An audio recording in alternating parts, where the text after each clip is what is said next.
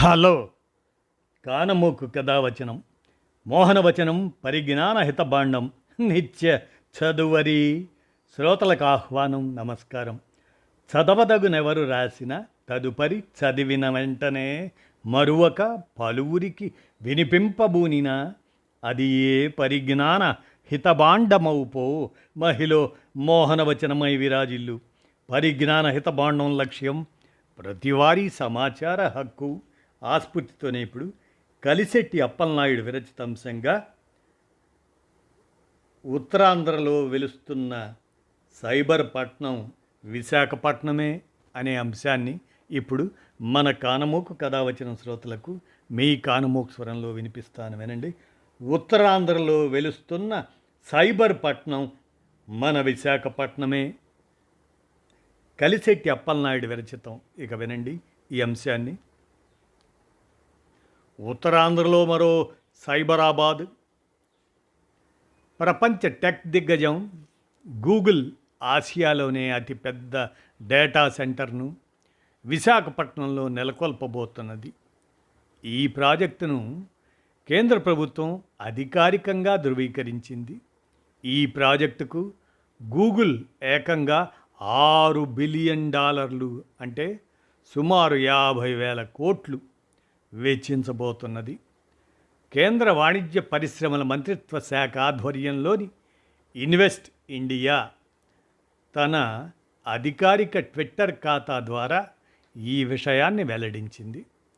కొంతకాలంగా రాష్ట్ర ప్రభుత్వం గూగుల్ డేటా సెంటర్ రానున్నది అని చెప్తూ వస్తున్నా ఇప్పుడు కేంద్రం కూడా ప్రకటించడంతో ఈ ప్రాజెక్టుపై పూర్తిస్థాయి స్పష్టత వచ్చినట్లయింది. ఇన్వెస్ట్ ఇండియా ట్వీట్ ప్రకారం ఈ డేటా సెంటర్కు నిరంతర కనెక్టివిటీ కోసం సముద్ర గర్భం నుంచి 3 భారీ కేబుల్స్ ఏర్పాటు చేయనున్నట్లు కూడా వెల్లడైంది. ఈ ప్రాజెక్టు పూర్తయిన తర్వాత విశాఖపట్నం దేశవ్యాప్తంగా ముఖ్యమైన డేటా హబ్బుల్లో ఒకటిగా ఎదగనున్నది. ప్రస్తుతం ముంబై నగరం డేటా సెంటర్లకు ప్రధాన కేంద్రంగా ఉంది. విశాఖలో ఏర్పడనున్న కొత్త డేటా సెంటర్ దానికంటే రెట్టింపు సామర్థ్యంతో పనిచేయనున్నదని నిపుణులు అంచనా వేస్తున్నారు. విశాఖను కీలక ఐటీ హబ్గా మార్చాలి అన్న ఐటీ మంత్రి నారా లోకేష్ ఆయన సంకల్పానికి ఈ భారీ పెట్టుబడి పెద్ద ఊతం ఇస్తుందనడంలో ఎలాంటి సందేహం లేదు. ఇది భారతదేశంలో గూగుల్కి చెందిన తొలి ప్రత్యక్ష డేటా సెంటర్ ప్రాజెక్ట్. అమెరికా వెలుపల గూగుల్కు ఉన్న అతిపెద్ద డేటా సెంటర్ ఇదే కానున్నది. ఈ సెంటర్ 1 గిగావాట్ సామర్థ్యంతో నిర్మితం అవుతుంది. రానున్న 5 ఏళ్లలో 6 గిగావాట్ సామర్థ్యానికి చేరుకోవటం ఈ డేటా సెంటర్ ముందున్న లక్ష్యం. ప్రస్తుతం సమీప భవిష్యత్తులో 16 గిగావాట్ పెట్టుబడులను సమీకరించేందుకు కొద్ది వాటా ముందస్తుగా ఖరారైందన్నమాట.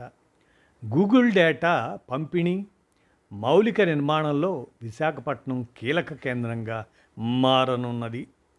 6 బిలియన్ల పెట్టుబడి, 1 గిగావాట్ సామర్థ్యం, పునరుత్పాదక శక్తితో ఈ ప్రాజెక్టు ముందుకు సాగుతున్నది.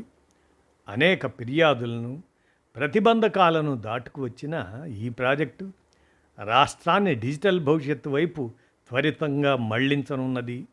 త్వరలో ప్రారంభం కానున్న కేబుల్ ఇండియా సెక్షన్ విశాఖపట్నం సెంటర్ను ప్రపంచ ఇంటర్నెట్ ట్రాఫిక్కి అనుసంధానించడంలో కీలకంగా మారుతుంది.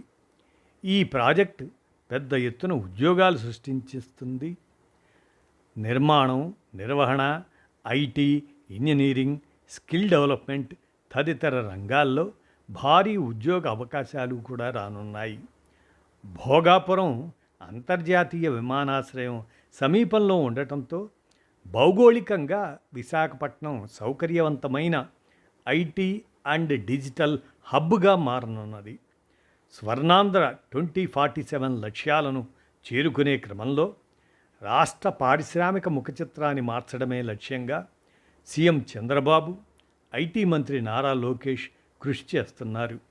పెట్టుబడులకు ఆంధ్రప్రదేశ్ స్వర్గధామంగా నిలుస్తున్నది. పారిశ్రామిక వికాసంపై విశ్వాసం కలిగిస్తున్నది. రాష్ట్రంలో స్పీడ్ ఆఫ్ డూయింగ్ బిజినెస్ ప్రకటించిన నేపథ్యంలో ఆ దిశగా పెట్టుబడులు బారులు తిరుగుతున్నాయి. ఇప్పటికే Lulu, Oberoi, Brookfield, Suzlon, Google, Cognizant అటువంటి సంస్థలు ముందుకు రాగా మరికొన్ని ఐటీ సంస్థలు రాష్ట్రానికి రావటానికి సిద్ధపడుతున్నాయి.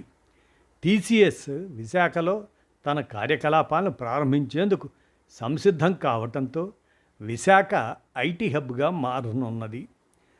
చంద్రబాబు దార్శనిక నాయకత్వంలో రాష్ట్రానికి ఆర్సెలర్స్ మిట్టల్, గూగుల్ వంటి గ్లోబల్ కంపెనీలు పెట్టుబడులు పెట్టేందుకు బారులు తిరుగుతున్నాయి. సుందరమైన విశాఖ నగరంలో పరిశ్రమల ఏర్పాటుకు అవసరమైన ఎకోసిస్టమ్ అందుబాటులో ఉన్నది. అక్టోబర్లో మిత్తల్ స్టీల్ ప్లాంట్ పనులు ప్రారంభం కాబోతున్నాయి. పునరుత్పాదక ఇంధన రంగంలో వేగంగా అడుగులు పడుతున్నాయి. దేశంలోనే అతిపెద్ద హైబ్రిడ్ పునరుత్పాదక విద్యుత్ ప్రాజెక్టుకు రెన్యూ సంస్థ రాయలసీమలో పనులు ప్రారంభించింది. ప్రధాని మోదీ వికసిత్ భారత్, చంద్రబాబు విజన్ 2047 లక్ష్యాలకు అనుగుణంగా పనిచేస్తున్నారు.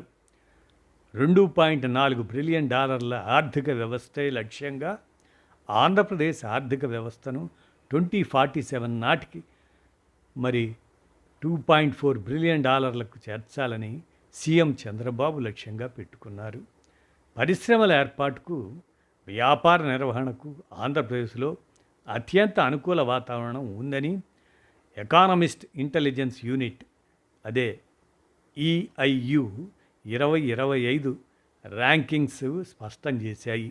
ఈ ర్యాంకింగ్స్లో ఆంధ్రప్రదేశ్ 6.9 స్కోర్తో 4వ స్థానంలో ఉన్నది. తమిళనాడు 7.4 స్కోర్తో ప్రథమ స్థానంలో నిలవగా, గుజరాత్ 7.3 స్కోర్తో 2వ స్థానంలో, మహారాష్ట్ర 7.1 స్కోర్తో 3వ స్థానంలో నిలిచింది.